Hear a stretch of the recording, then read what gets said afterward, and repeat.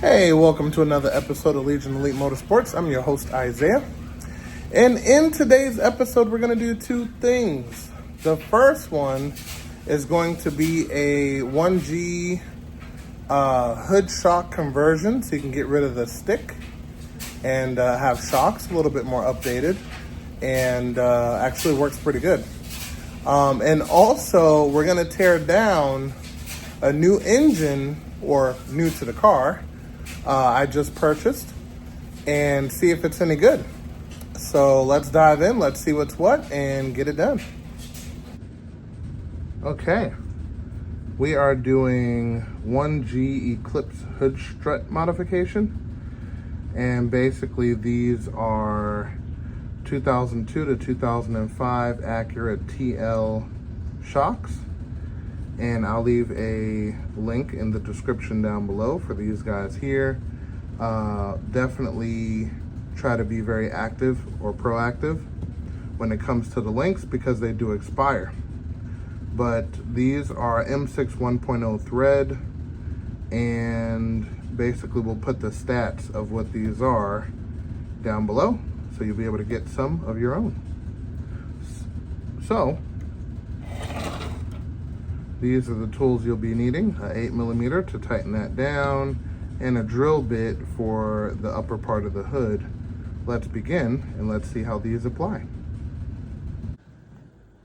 Okay, so first things first, from this point to this point is going to be where the shock is going to lay.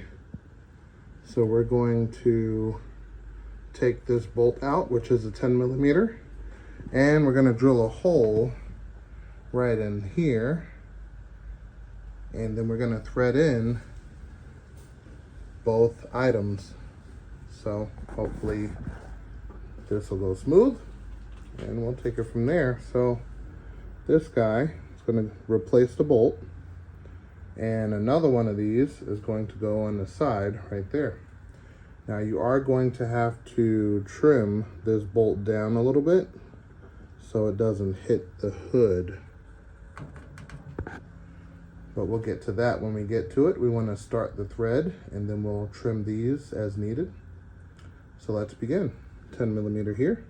We'll do the easy one first. All right, there we go. And we're going to take this guy.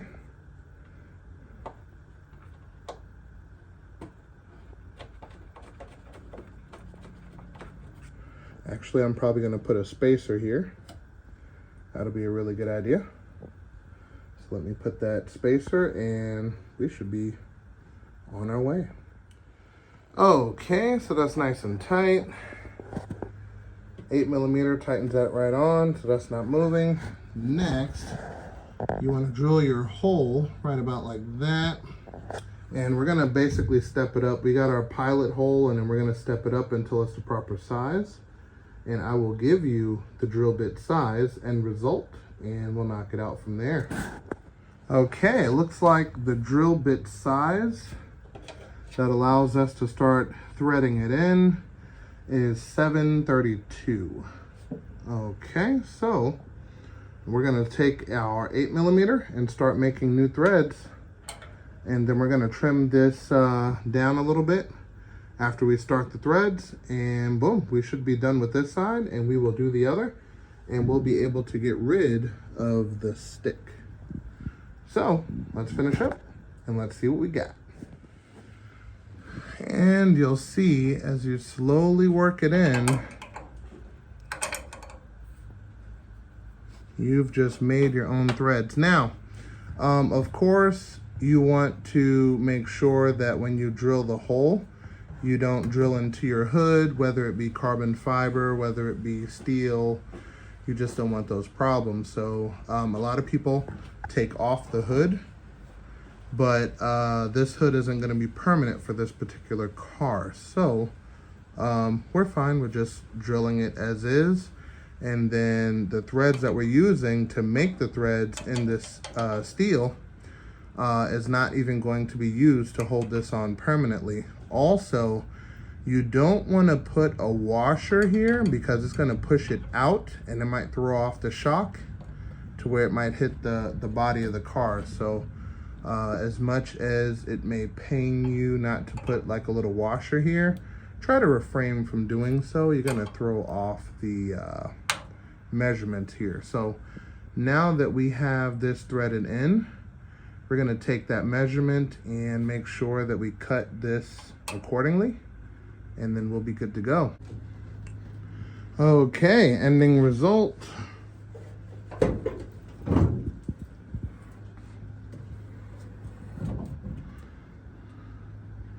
There we go, that works perfect. So there's a little bit of fitment issue, but nothing too crazy. I would say the shock rubs up on the fender just a little bit, so that's not too bad, but ending result is perfect. All right. And come to find out, it's because the hood isn't tight. So once you scooch each one over just a smidge, fitment flawless. So yeah, completely forgot about that part. But yeah, I like it. Works great. What we are looking at here is I want to say Virgin 4G63 turbo engine that I picked up for a great price. And we're gonna tear this sucker apart to actually complete our 4G63 project for the Eclipse GSX. So I pulled that motor out of that car because something didn't seem right. So after taking a look at the bottom bearings on that original motor, my assumption was absolutely correct. Now, granted, that engine ran, but it would seize after it gets warm. So instead of continuing to run that engine like that, I decided to take that one and pull it out. So that one is out. We have a nice 1G donor engine here, and we're gonna take it apart and see what we discover. I'm gonna start taking stuff and putting it in the bin. All right, starting with the loose stuff here. Starter, another one of these long story short cam sensors, a module, well, 2 modules, and a clutch system here. I'm gonna pop that in the bin, and we're gonna continue to take this apart. Okay, great place to start, I believe, is start taking this cut wiring harness off. We have AC, which I was actually looking for. We can kind of see where all of these goodies plug in through this original harness. So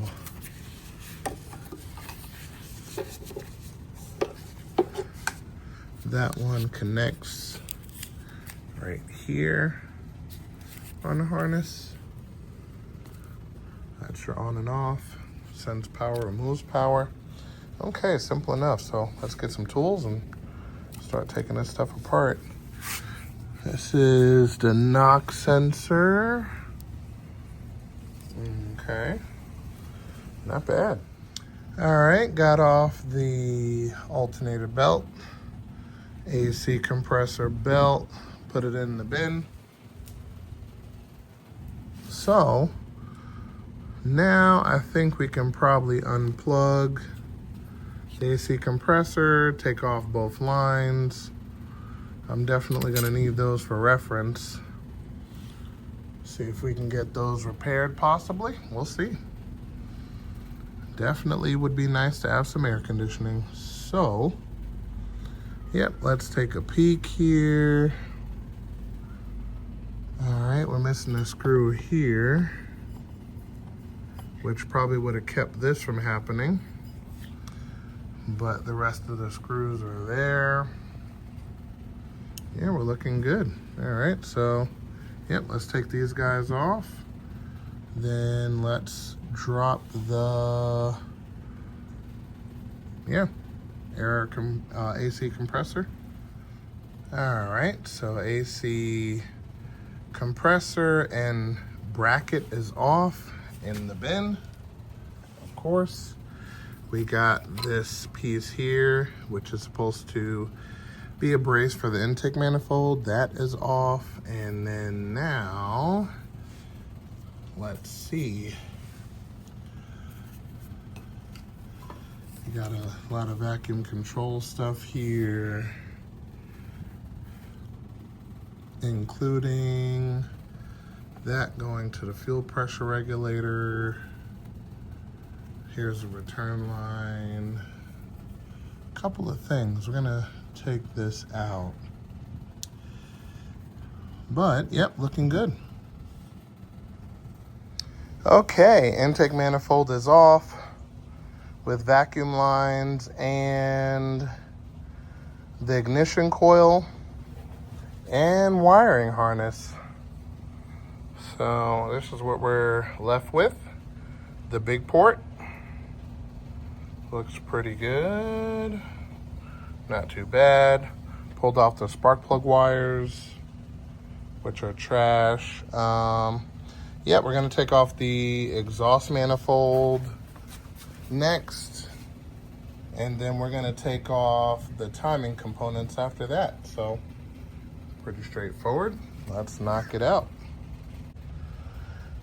Okay, so timing belt.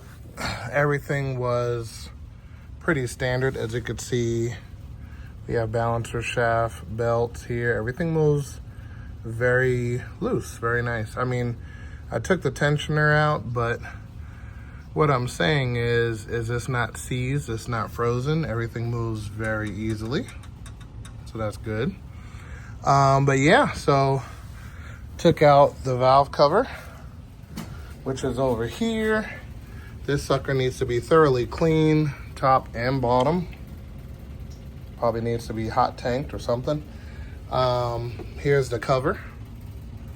A little damaged. There's a lot of broken tabs.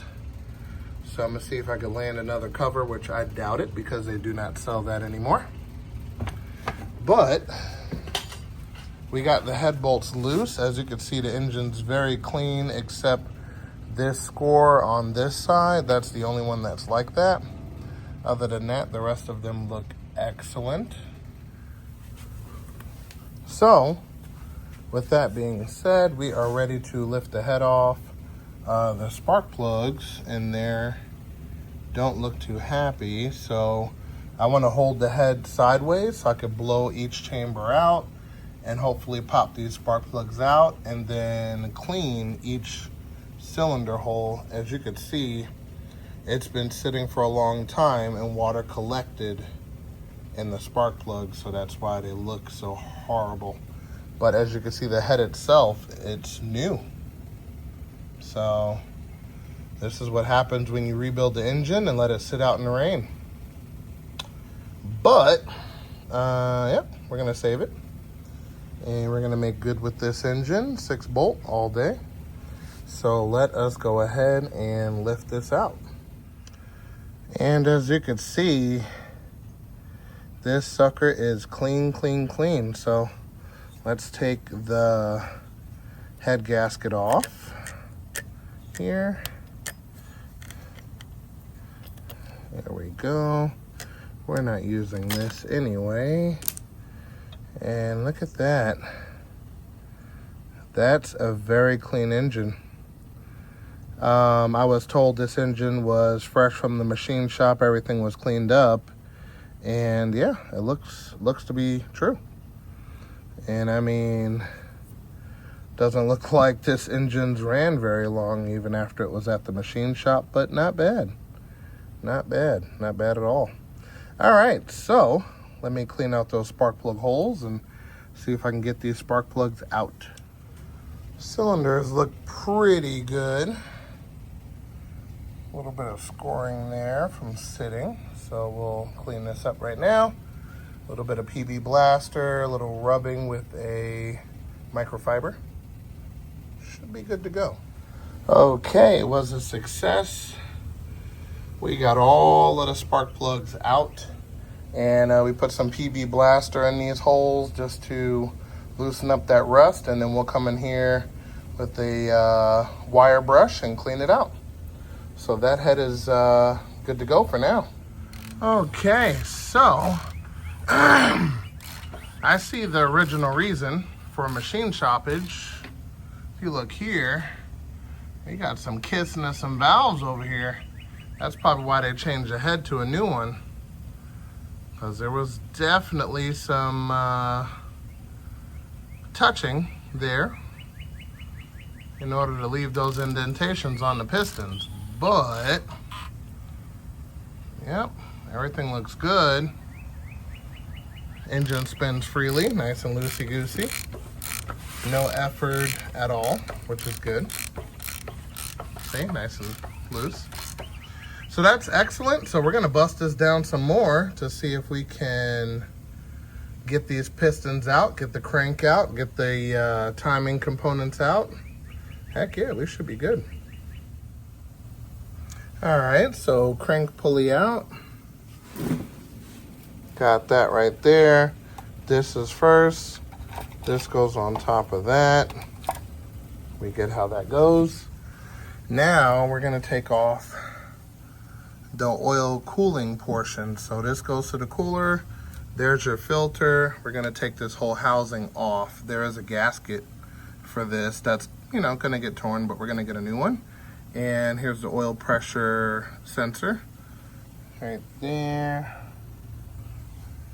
Can't tell if it works or not, but I know the one on my GSX does not work, so we'll test this one out after it's cleaned up, and hopefully we got a good one. But anyway, I'm not gonna be running the original lines, so I'm gonna take these out and leave these out, and we're gonna go to 10AN fittings with upgraded lines, upgraded cooler, and boom, we should be good to go there. And filter, of course, we're gonna take that one off and dispose of it. But yep, so we're gonna take off these 12s.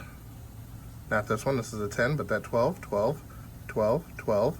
And then this housing should pop off. So let's do that. Alrighty. And just like that, pops right off of here. And we're gonna keep the screws exactly where they come from, so this way there'll be no questions. And yep, we're ready to take more off. But before we do, I think we're gonna pull the oil pan off. So a nice amount of 10 millimeters. Let's get started on that and take that down and see what we got. All right, lesson number 107. Make sure the pan's empty. Oh. Before you tilt the engine. All right. Yep.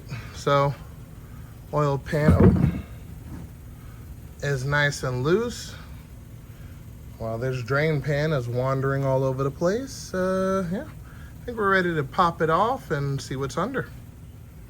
All right, now, according to this discoloration, it's looking real dark up in here. This engine definitely had a lot of miles on it. 1, 2, looks like we got some, looks like carbon deposit, which makes sense. Okay. And 3, that looks like metal to me.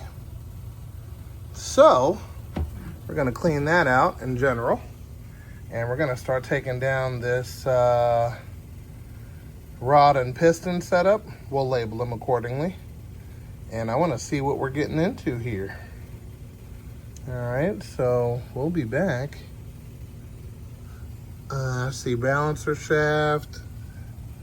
No other balancer shaft. I hope the metal's from that, but we will definitely see. All right, so first things first, we're gonna take off the pickup tube. We got 3 bolts, all 12s. Boom, we'll get that out of the way, and then we're gonna go ahead and start taking apart the connecting rods, 14 millimeters on those, and then we'll push those out, keep the cap switch with each rod so they don't have to be resized. All right, and yeah. All right, let's see what we got. All right, first rod and piston out. Happy to say that this looks to be standard. All right, standard bore block. That's the first thing. Let's take a look at this shell here.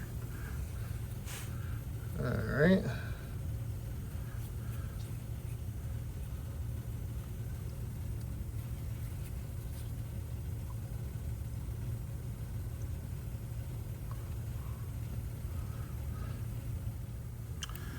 This shell looks a little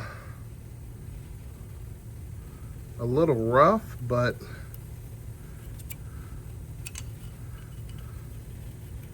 nothing's catching the nail, which is good. Oh yeah, that's still smooth. Nothing's catching the nail, and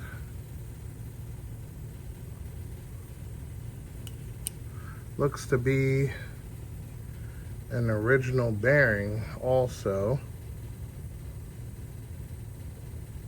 You guys let me know down in the comments.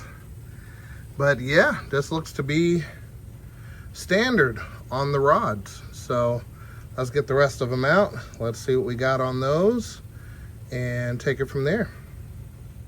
Okay, all of them came out pretty much the same, but this one's a little different than the others.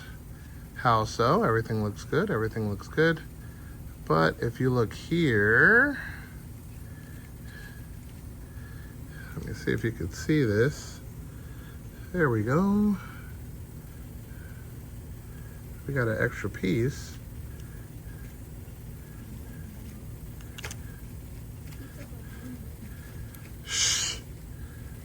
This piece that came out here. So this piston is no good. This is probably why it may have had blow by or something like that, blowing right past the piston rings, as you can see there. But amazingly enough, there's no damage to the cylinder. Let's take a look at that. None whatsoever. So we're still gonna get it cleaned up, but in general, not bad. Oil pump assembly off, simple enough. Take out your 12s and give it a couple taps on the side, pops right off. Still has the balancer shafts on it. So that's what she's looking like. And of course, for the bearings, not only are they standard, but clean.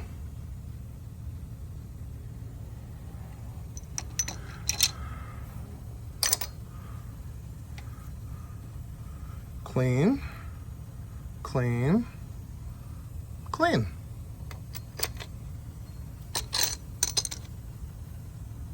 And clean.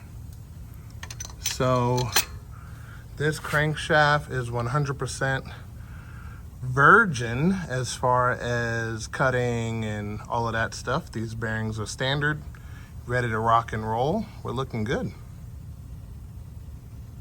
So we're gonna take out the crank.